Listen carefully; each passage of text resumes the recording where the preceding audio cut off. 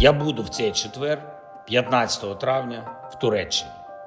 І очікую на Путіна в Туреччині. Особисто. І сподіваюся, що Путін цього разу не шукатиме причин, чому він щось не може. Ми готові говорити, щоб закінчити війну. Четвер. Туреччина. Президент Трамп підтримав. Всі лідери підтримують. Предлагаем киевским властям возобновить переговоры, прерванные ими в конце 2022 года. Возобновить прямые переговоры, причем, подчеркну, без всяких предварительных условий. Начать предлагаем без промедления уже в следующий четверг, 15 мая, в Стамбуле, там, где они проводились ранее и там, где они были прерваны. Мы настроены на серьезные переговоры с Украиной. Добрый ранок.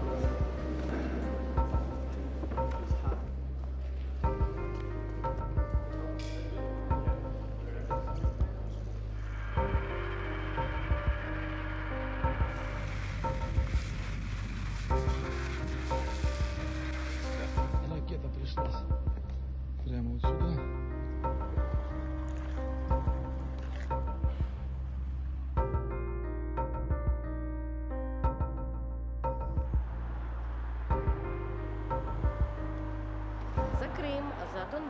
Ղրիմի, Լուգանսկի, Դոնբասի օկուպացիայի տակ գտնվող այլ քաղաքների ու գյուղերի համար մենք կյանքեր ենք վճարել։ Մենք չենք կարող ուղղակի հանձնել այդ հողերն ու ընդունել կորուստը։ Պուտինը չի հրաժարվի այդ հողերից, տարածքներից, նա կպահանջի, նրան պետք է հաղթող երևալ սեփական ժողովրդի աչքին, այն ինչ մեր շահն է, նրա կորուստն է, նա ինչ-որ հնարքներ կանի, կշարունակի բանակցել, խոստումներ տալ, բայց հաստատ չի համաձայնի հետ տալ մեր հողերը։ Точно не захоче віддавати всі наші території. Може, знаки хороші, але якийсь він невнятний, тому що Գուցե լավ նշան է, բայց շփոթեցնող։ Մի կողմից մենք շարունակում ենք կռիվը, մյուս կողմից բանակցում։ Ոչինչ հստակ չէ։ ні.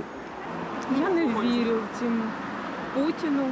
Ես չեմ հավատում Պուտինին, նրա կառավարությանը, ահա թե ինչու չեմ հավատում, որ զինադադար կլինի։ Ոչ հիմա, հնարավոր է ապագայում։ Може пізніше колись. З одного боку так, звісно, треба, але Մի կողմից ակնհայտ է, որ մենք բանակցությունների կարիք ունենք, բայց դրանք հնարավոր են միայն հոգեպես կայուն մարդու հետ։ Մենք կարող ենք խոսել հոգեբանորեն առողջ ողջամիտ մարդու հետ։ Սա իմաստ կունենա։ Ես չեմ հասկանում, թե ինչպես կարելի է բանակցել հոգեպես անկայուն մարդու հետ։ просто хвора особистість.